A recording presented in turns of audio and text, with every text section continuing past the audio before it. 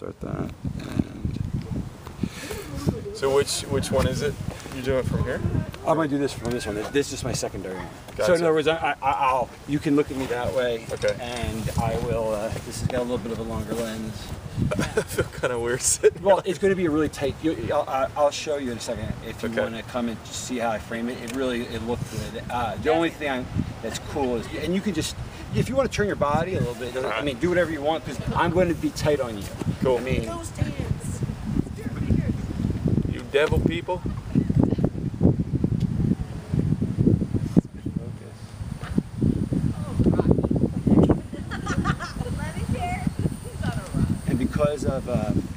because you know we can hear people and stuff. Yeah. I try to project past me.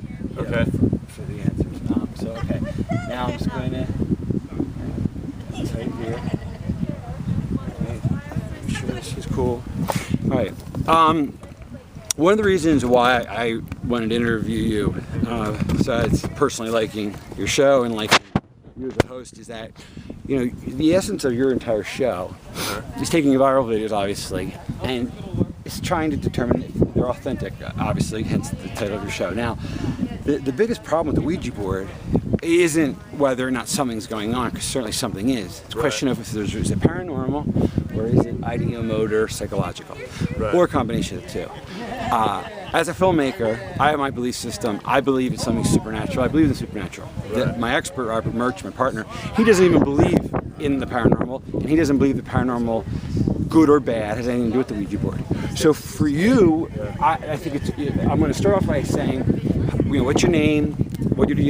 You tell I'm the host of this. And then the thing is how you got into the paranormal, and then I'm going to move you into the Ouija board. Seems like a perfect thing, not for your show perhaps, but in the sense of what you do, you debunk, you determine authenticity.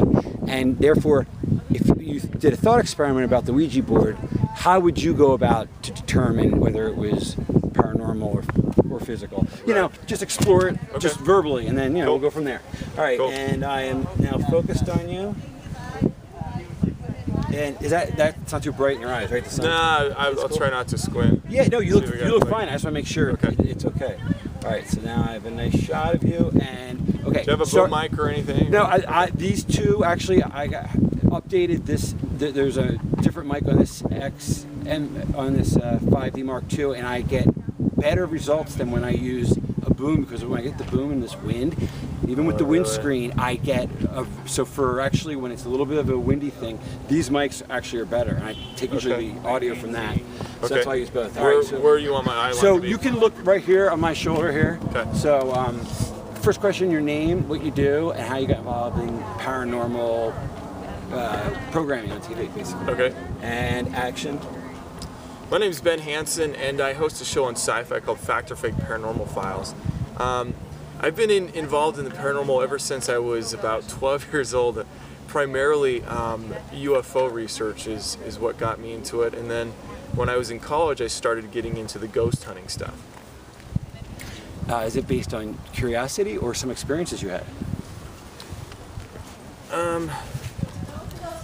I've always been interested in things of the paranormal that there's been overwhelming evidence that there's a phenomenon that exists, yet it's not taken seriously. Some of these fields, well, most of them, ufology, getting into the ghost hunting, the mainstream sciences aren't really looking at this with a critical eye. There are some exceptions to it, but what interested me is kind of really trying to take that scientific approach and theorizing and going beyond just this.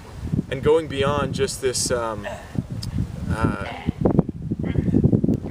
you're in a great thought there. Sorry, you really actually touched on something really good, because you can repeat what you're saying, but I like that line in the sense of that mainstream science ignores ufology, it ignores cryptozoology, it ignores a lot of things that may be valid. So repeat that or go off on that and tie that then into the Ouija board, because I think, for example, researchers should be looking at the Ouija board, even if to debunk it, but no one even takes it seriously. Right. To me, if it's a real tool of divination, it should be looked at. But go off on your point. You can just say the UFO doesn't take. Someone was hacking behind you. So okay, where they were. Okay, and I heard like the beeps. So So we can just take it from you got interested in the stuff that wasn't interested by mainstream. And okay, action. Shh. I can hear you laughing. Shh.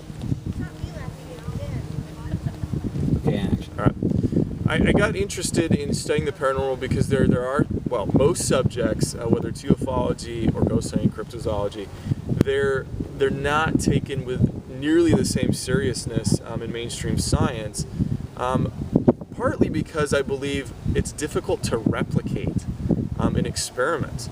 And the same thing goes with Ouija boards. It's really kind of difficult from my understanding and people who are really expert in it to get the same results. It's a lot like going ghost hunting and waiting to get EVPs. You don't know when it's going to happen, and I think that reason mostly that people shy away from it, and mainstream science really has not taken the subject seriously. So you're personally not that interested perhaps in Ouija boards, but it is akin to some of your other interests like UFOs. It is dismissed by the mainstream. Is that Right. true? That be Right. accurate? And what is your feeling on I mean, you've seen so much phenomena. Where does Ouija boards fit in, if at all? All right. You can wait for this, but whenever you're comfortable. Okay.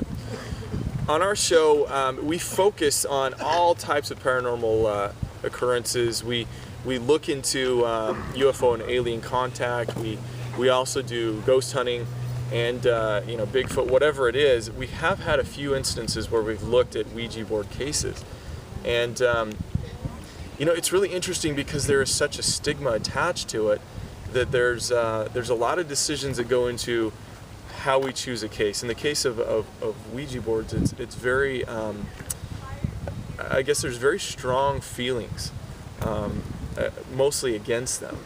And I still believe that it's a phenomenon that should be studied because it does appear that there's something real going on.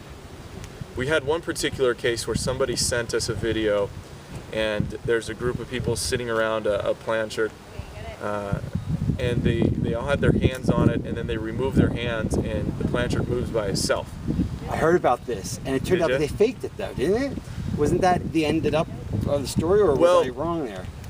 Yeah, the planchette itself was, they removed their hands, and at the beginning of the video they show that there's, nothing, no magnets or things underneath it.